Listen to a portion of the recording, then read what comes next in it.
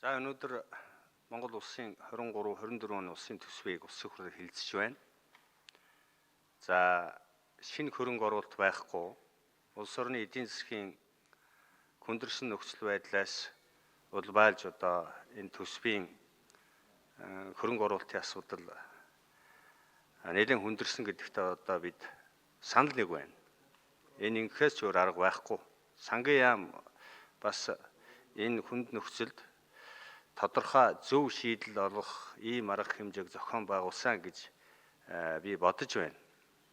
Тэгэхдээ энд ам ажил хоёр нь цаашдаа зөрж байна.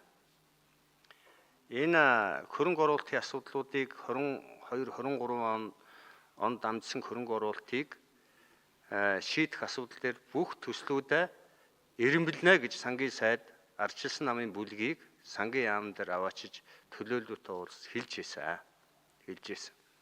Өнөөдөр Улаанбаатар хотын төгжрлийг шийдэх асуудал дээр бүх анхаарлаа засгийн газар, улсын хурал анхаарч байна.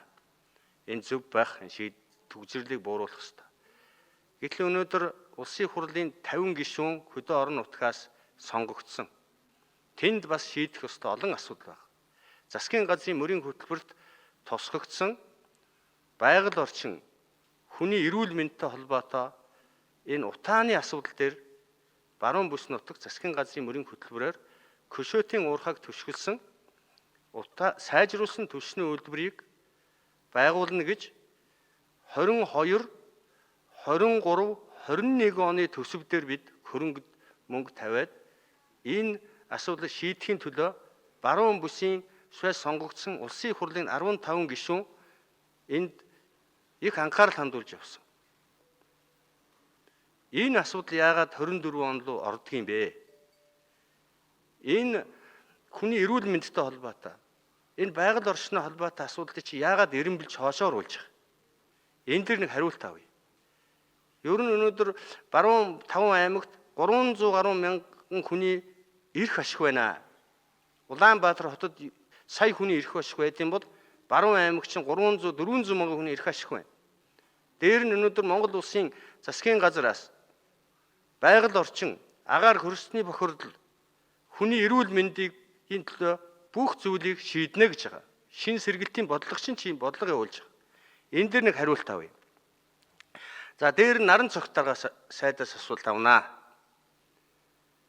Өнөөдөр улс орны эдийн засаг хүнд байдалд орсон, балиутын хомсдол бий болсон, төгрөгийн хөрвөх чадвар муудсан энэ цаг нөхцөлд эдийн засгийн яам зайлшгүй хоёр асуудлыг шийдэх ёстой гэдэг дээр би улсын хурал дээр удаадараа ярьж байгаа. Өнөөдөр гадны хөрөнгө оруулалтаа уул уурхайн компаниуд, гадны хөрөнгө оруулалтаа газрын тосны компаниуд өнөөдөр Монгол улсын банкар мөнгө оруулж ирэхгүй байна. Монголын баялагийг өнөөдөр хэдэн тэрбумаар гэрээ хийгээд зөөж гаргаж байгаа. Зөвхөн урсгал зардлаа Монгол улсын банкар, банк санхүүгийн байгууллагаар оруулж ирж байна. Цалин хөлс, бусад урсгал зардал. Ийм их хэмжээний үр дүн бүхий ийм их хэмжээний балиутыг уул уурхайн баялагийг зөөчгээд яагаад Монгол улсын банк санхүүгийн байгууллагаар оруулж ирж энэ балиутын энэ хомсдлыг бууруулах гол хүчин зүйл болсон энэ асуудлыг хуулийн хүрээнд яагаад шийдэхгүй байна? Засгийн газар энэ за оюу толгойтой ярих юм байхгүй. Одоо дээр нь тэр ESG гээд Сабскоби гээд тэр